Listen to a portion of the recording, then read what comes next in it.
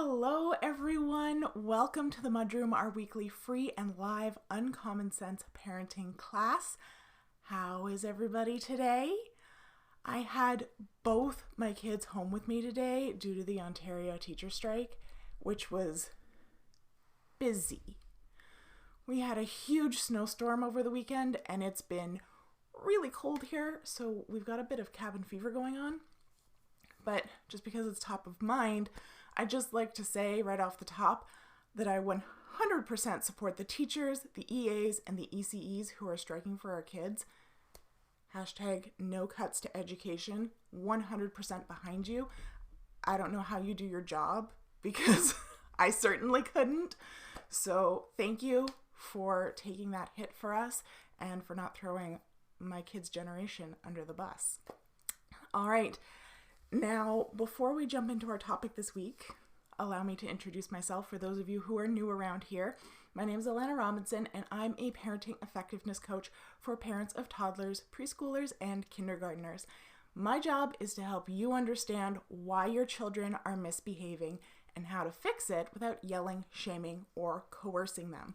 I'm the host here of the Parenting Posse, which is my free peer support Facebook group that you are welcome to join if you haven't already done so. I'm also the host of Parentability, which is where we get to the root of behavior issues and create a targeted behavior plan to fix it. And obviously, I'm your host here on the MudRoom. So if you're here, please say hi. I love knowing who is here with me. Feel free to comment or ask questions as we go along.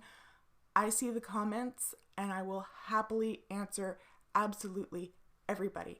If you don't want to comment though, that's cool. But if you wouldn't mind just giving this video a solid like so that I gain some Facebook algorithm favor, that would be awesome. It's good payback. I appreciate it. Okay, so today we're talking about why your child is never calm. This has come up a lot the last few months as we've talked more and more about stress and skill building.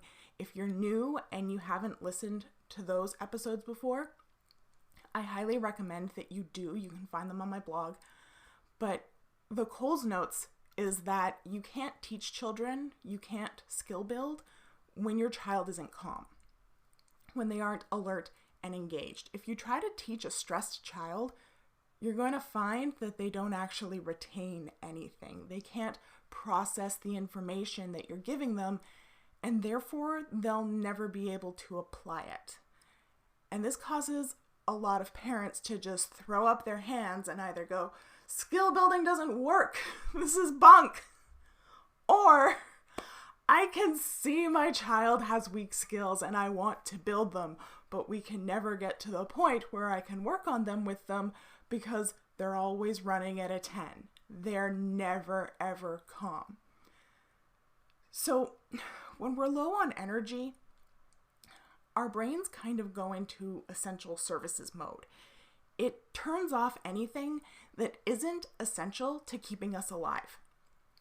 And as much as we enjoy being civil and rational, that is our preferred state, those things aren't actually necessary to our survival.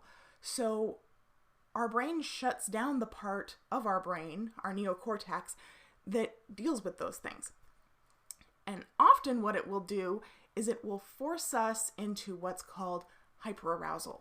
It'll rev us up and get us very emotional and on high alert so that we can respond quickly to an attack.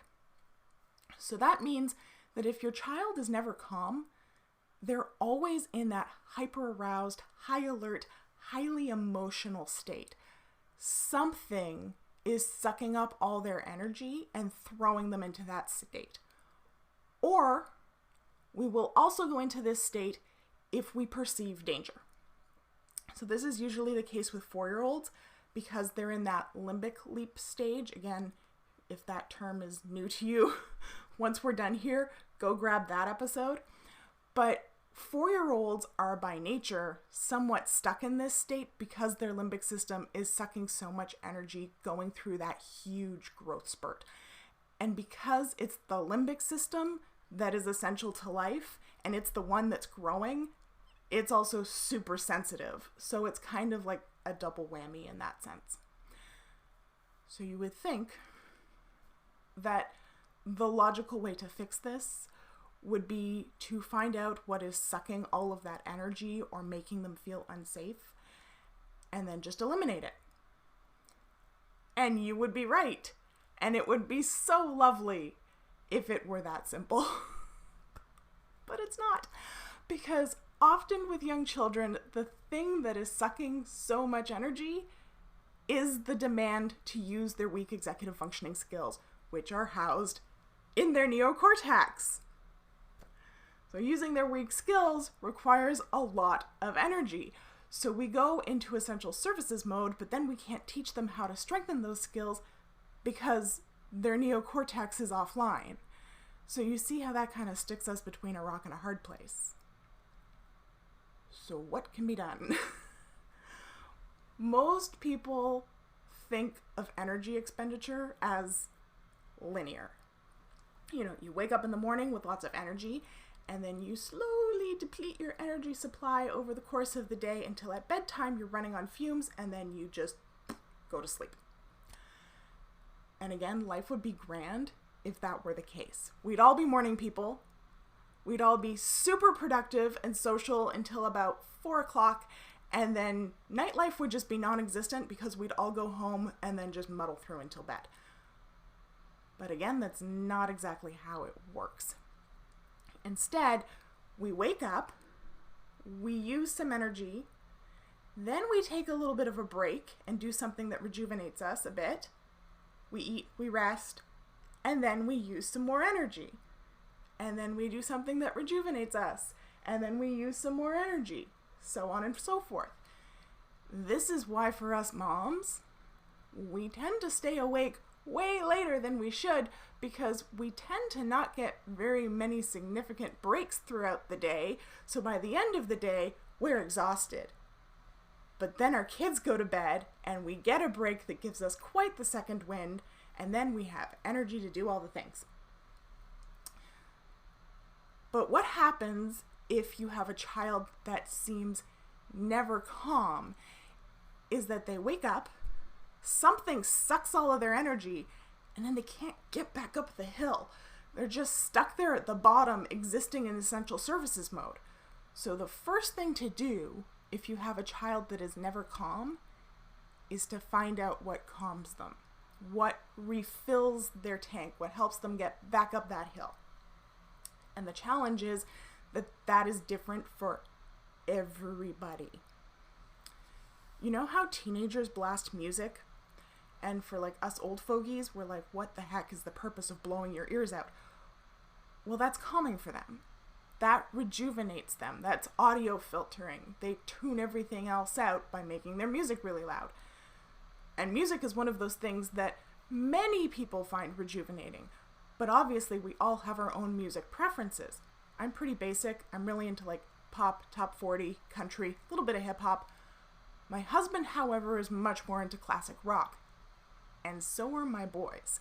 So if my kids are stressed, if I can see that they're going to need a break and I'm going to try and give that to them through music, if I put on hits 1 in the car, that's probably not going to do it for them. It'll be rejuvenating and calming for me, but not for them. So if my aim in putting on music is to calm them down, I'm going to flip over to my husband's presets and turn on classic rock. And a place that we often see this dynamic is in introverted people versus extroverted people. My husband, for instance, is very charming. He's got lots of social skills, but he's very introverted. Being around people is draining for him. It takes a lot of energy. He gets rejuvenated by being very much alone. I remember when I was pregnant with Logan, we went to a wedding of one of my best friends, and I was in the wedding, so we had to be there the whole time. And after that weekend, he literally just packed up and went camping solo for a few days because he was so drained. He couldn't even be around me. He was just like, done. My youngest son, on the other hand, is super extroverted. He gains energy by being around other people.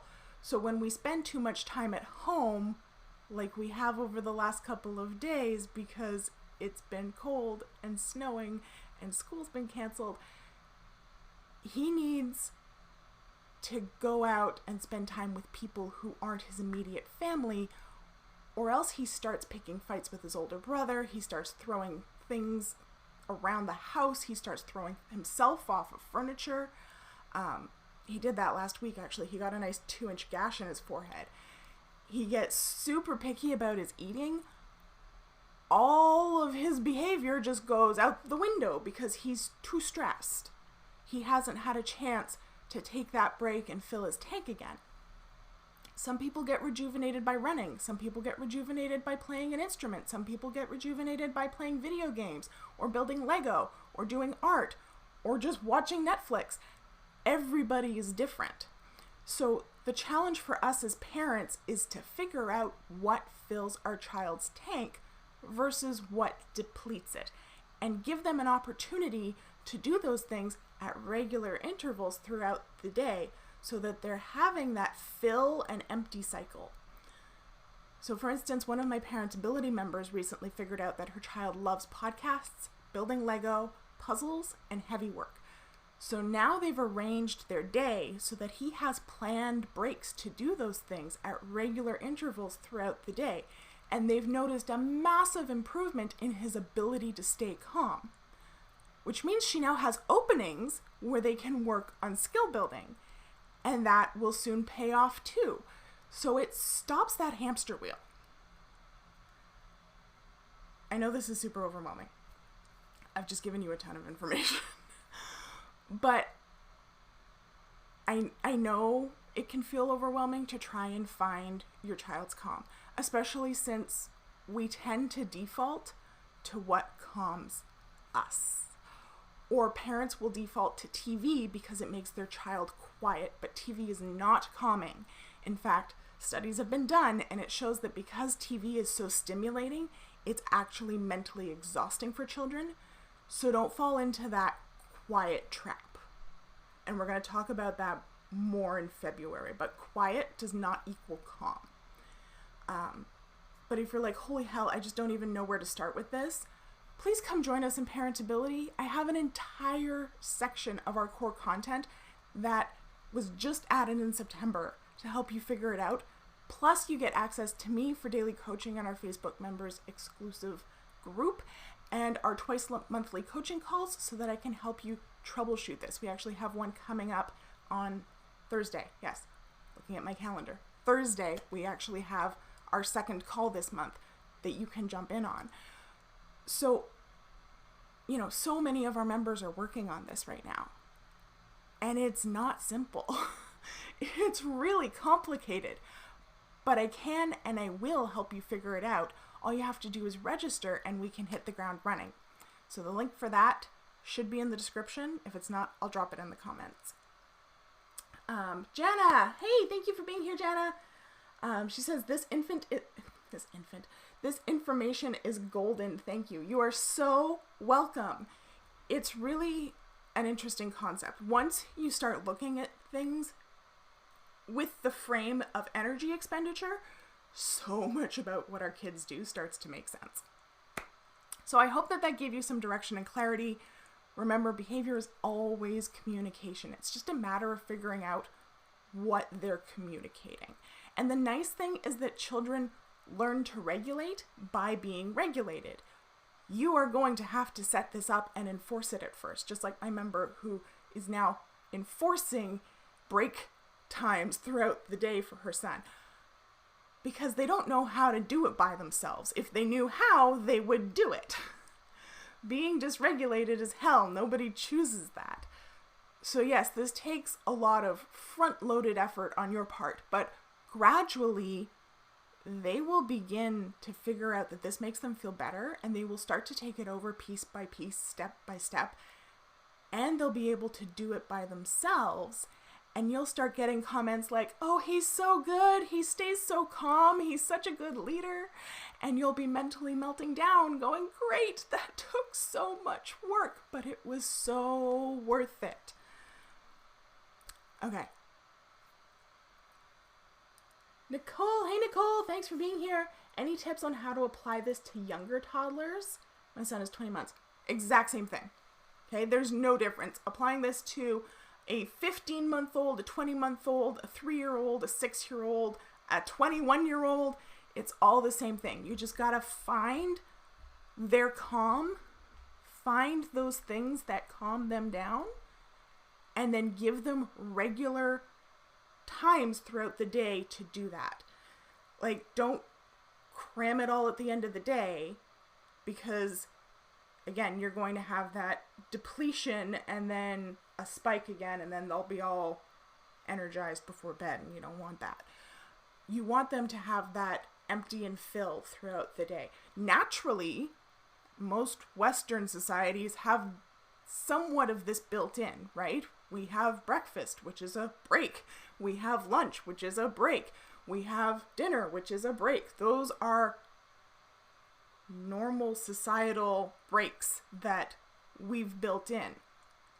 But for a lot of kids, and for a lot of adults too, they need more frequent breaks than that, and they need to be doing something specific that is specifically rejuvenating for them during those breaks. I hope that helps. Okay, I'm going to close there. I hope you have a fantastic week, and I will see you next week for another Uncommon Sense parenting class. Bye.